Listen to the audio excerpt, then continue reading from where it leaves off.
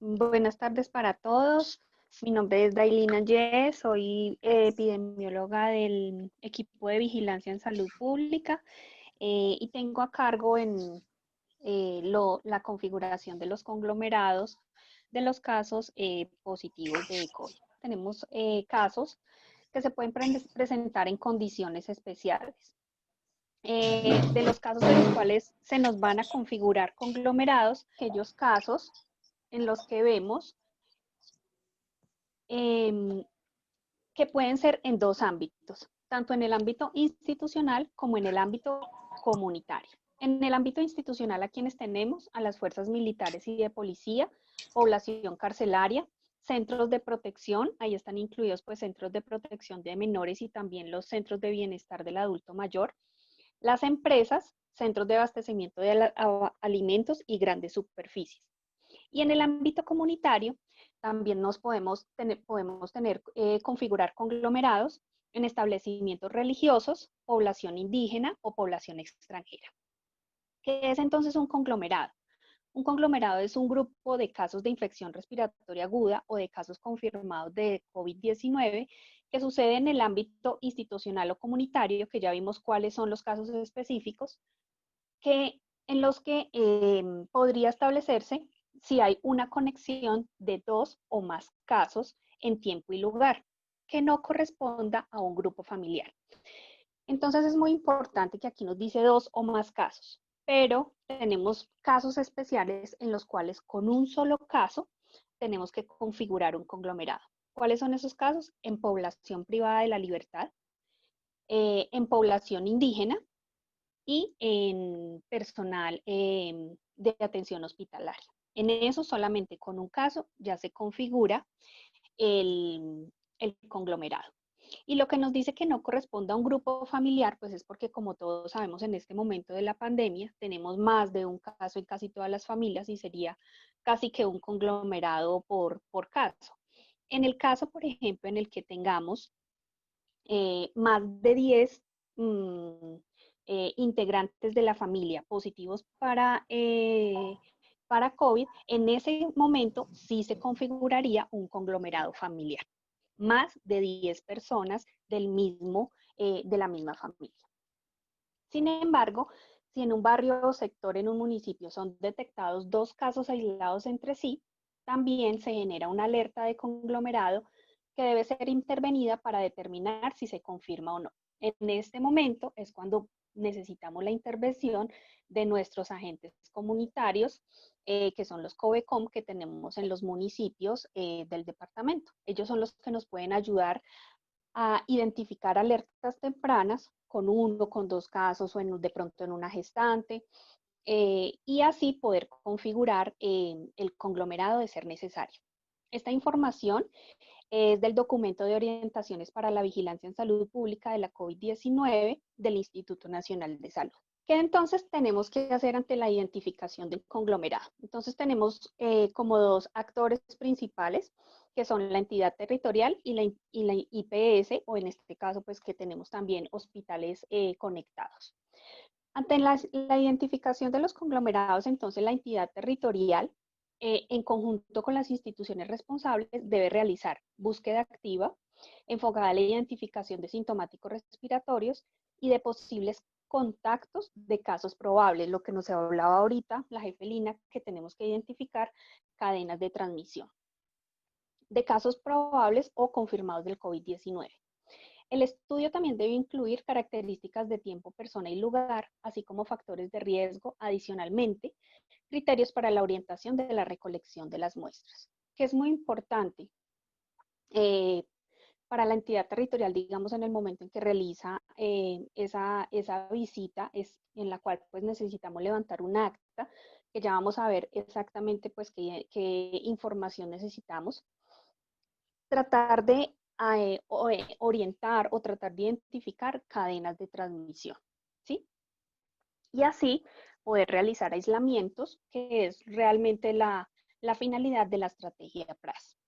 La institución prestadora de la salud debe ampliar información del paciente que oriente a la configuración de conglomerados, por ejemplo, la ocupación, el sitio en que labora, identificar e informar la identificación temprana de posibles conglomerados a la entidad territorial para una intervención oportuna.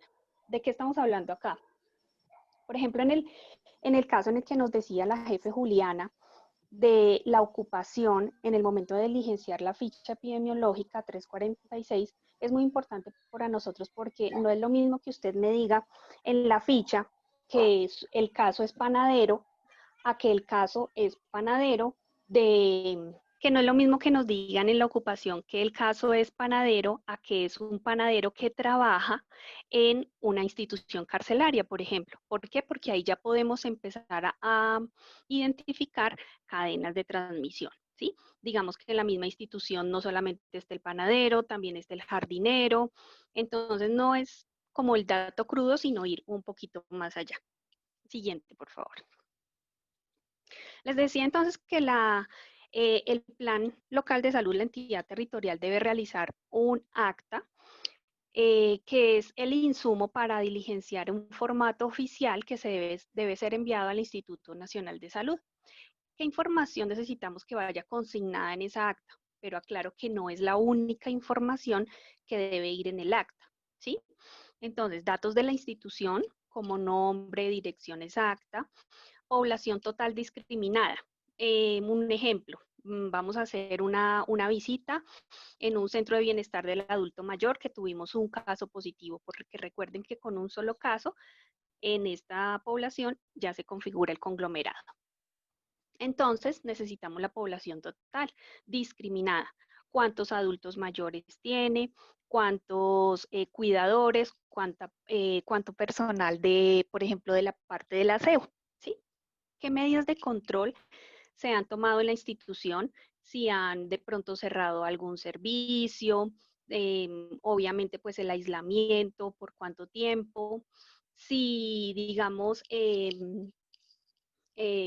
no sé, tienen aislamiento de algunos casos, si medidas restrictivas para el ingreso a la institución, todas esas medidas de control que pudieron haber tomado en la institución.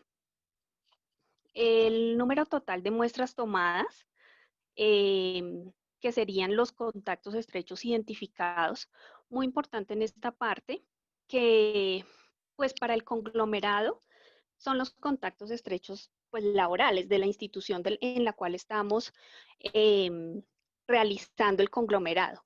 Pero no hay que olvidar en el momento de hacer la evaluación de los contactos estrechos a los contactos estrechos familiares, ¿sí? No por el hecho de que no nos sean incluidos en el conglomerado, los tenemos que dejar aparte.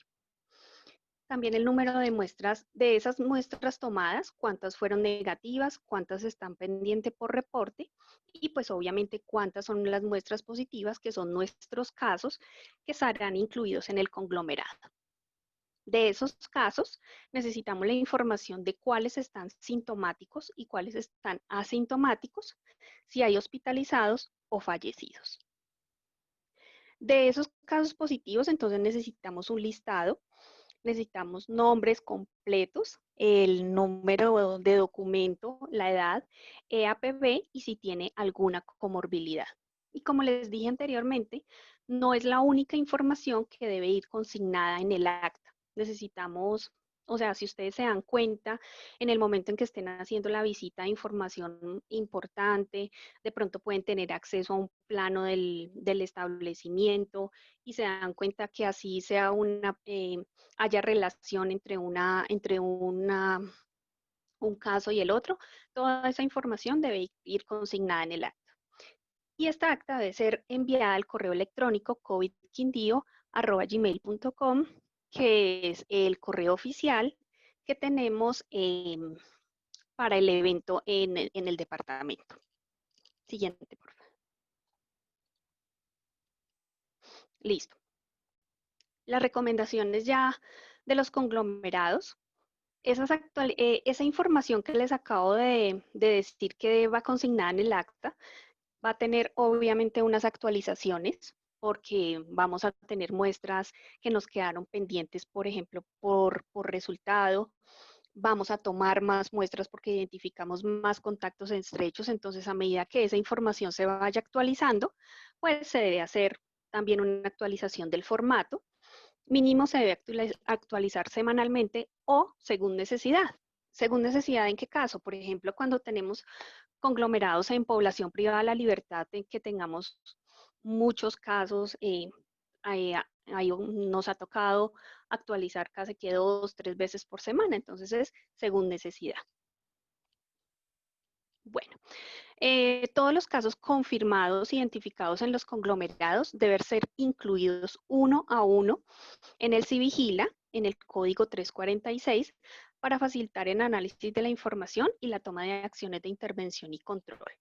Algo aquí muy importante, que también lo decía la jefe Juliana, es el municipio de procedencia o ocurrencia al que pertenece el conglomerado. Cuando tenemos un conglomerado, por ejemplo, tuvimos un conglomerado en una fábrica del municipio, ¿sí? Acá como tenemos la facilidad de transportarnos, pues de trasladarnos de un municipio a otro, hay casos que hay de otros municipios, casos de Armenia, casos de Circasia, pero la fábrica queda en la Tebaida, por ejemplo, ¿sí? Como ya sabemos que el conglomerado es que la fábrica queda en la Tebaida y que la transmisión fue eh, en el interior de la fábrica, entonces la variable de municipio de procedencia o ocurrencia debe ser la del municipio donde es eh, al que pertenece la fábrica. Entonces, por ejemplo, en este caso, todos los casos del conglomerado tienen como municipio de procedencia o ocurrencia la Tebaida. Ahí se realizan solicitudes de ajuste porque digamos que hasta que no se configure el conglomerado pues, y se compruebe la transmisión con las investigaciones epidemiológicas de campo, pues si no se tiene, se realiza el ajuste. Se puede realizar un ajuste con ajuste 7. También se debe realizar la investigación epidemiológica de campo a los casos positivos y los cercos epidemiológicos, como ya les decía, no solo laborales, también los familiares. Solicitar al laboratorio departamental insumos necesarios para las tomas de las muestras, porque recuerden que la toma de las muestras es responsabilidad de la entidad territorial. Pero si, por ejemplo, tenemos que en el caso de por ejemplo, de un almacén que tengan un conglomerado, todos los funcionarios están en la misma EPS, entonces se puede hacer como se puede hablar con la EPS para hacer una sola intervención y que ellos nos tomen las muestras. Pero de lo contrario, recordemos que es responsabilidad de de la entidad territorial. El laboratorio nos da los insumos necesarios para la toma de las muestras, pero sí también que es muy importante mantener actualizado el personal de la entidad territorial en toma de muestras de hisopados.